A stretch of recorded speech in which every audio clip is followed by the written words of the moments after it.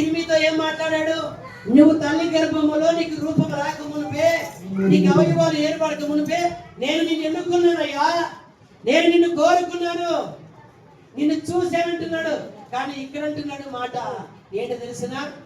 చదువునా, మనలను ముందుగా నన్నొక్కనే కాదు మీ అందరినీ ఈ టైం దగ్గర కూర్చున్నామంటే మనలను ముందుగా కోరుకున్నాడంట.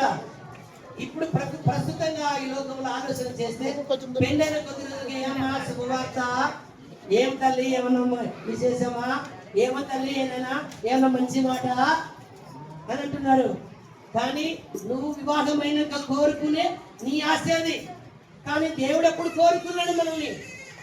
ఎప్పుడు కోరుకున్నాడమ్మా నిన్ను కావాలని? అబ్బా ఆయన ప్లాన్ చూసారా? నేను ఆయన ప్లాన్ చూసారా? ఎప్పుడు కోరుకున్నాడంట ఆయన మనల్ని ముందుగా తన కోసం నిర్ణయించుకున్నాడట. ఎవరిలోనా?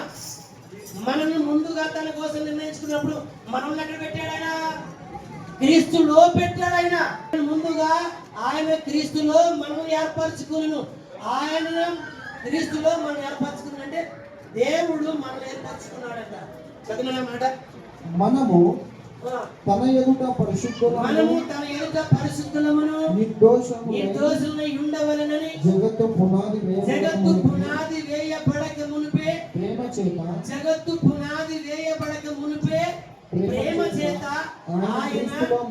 ఆయన మన క్రీస్తులో ఏర్పరచుకునేను. ఎప్పుడు ఏర్పరచుకున్నాడమ్మా? జగత్తు పునాది వేయబడక మునిపంటే జగత్తు పునాది వేయబడక మునుపుతుంది తల్లి గర్భంలో పడకునుపా కాదు. జగత్తు పునాది వేయబడక మునుపంటే భూమి పుట్టక మునుపు. ఏనా జగత్ అంటే భూమి కదనైనా? జగత్తు అంటే ప్రకృతి.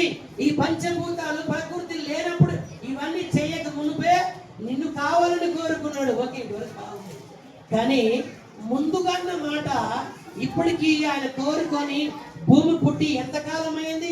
నిన్ను కోరుకొని ఆయన ఎంతకాలం అయిందని చూస్తే భూగర్భ శాస్త్రవేత్తలు అంచనా వేశారు.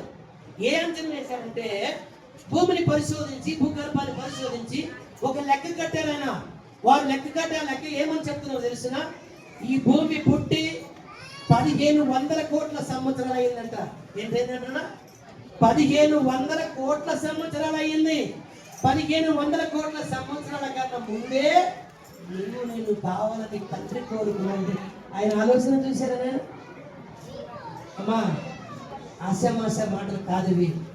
అంత ముందు నిన్ను కోరుకున్నాడనంటే నీతో ఏదో పనుంది కనుక నీకు జన్మనిచ్చాడు. ఇది మర్చిపోదండి. యవనస్తులకి నా చేతులు జోడించి నేను చెప్తున్నటువంటి మాట, యవనస్తులకి నేను చెప్తున్నటువంటి మాట, స్త్రీలు పురుషులకి చెప్తున్నటువంటి మాట.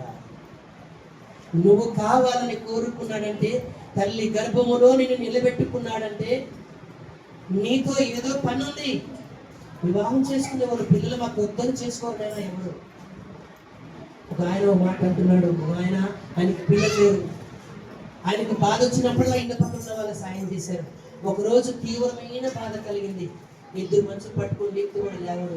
ఆయన ఏడ్చుకుంటుంటే నేను వెళ్ళి కూర్చోబెట్టుకుని 2 మనుషులు కలిసి నేను పిల్లలు లేని వాళ్ళని పట్టించుకోవడం ఎవరు పట్టించుకుంటున్నారు? పిల్లలు లేని వారి ముఖం చూడవద్దు. నేను ఎందుకంటున్నాడు ఆ మాట? అమ్మా ఆయన ఎందుకున్నాడు ఆ మాట? ఆయనకి బాధ వచ్చిన చేపట్టేవారు లేరు, కింది పడిపోయిన అలా లేపేవారు లేరు. ఇంటికి వచ్చిన నైనా అన్నం తింటువా, నైనా నీళ్ళు తాగుతువా, అప్పుడు ఆ బాధ తప్పుకోలేక ఆయన కన్నీళ్ళు పెట్టుకుంటూ పిల్లలు వారి మాకు చదువుతున్నాడు.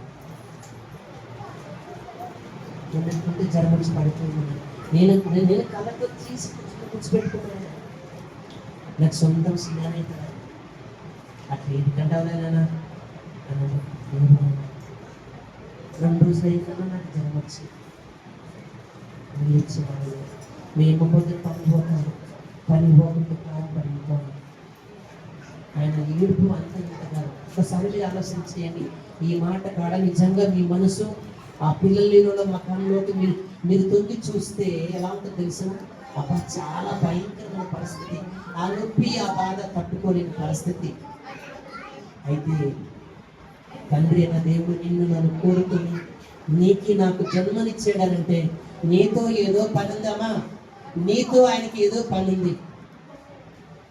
దేవుడు ఎలా అవకాశం ఇస్తే మరొకసారి ఈ సబ్జెక్ట్ మీకు ఈ వాక్యాన్ని బోధించడం ఆశపడుతూ ఈ సమయాన్ని ముగిస్తూ ఇంతటితో మరి సమయాన్ని అప్పగిస్తూ ప్రార్థన చేస్తాను. సమయం చాలా అద్భుతమైంది. 10 నిమిషాలు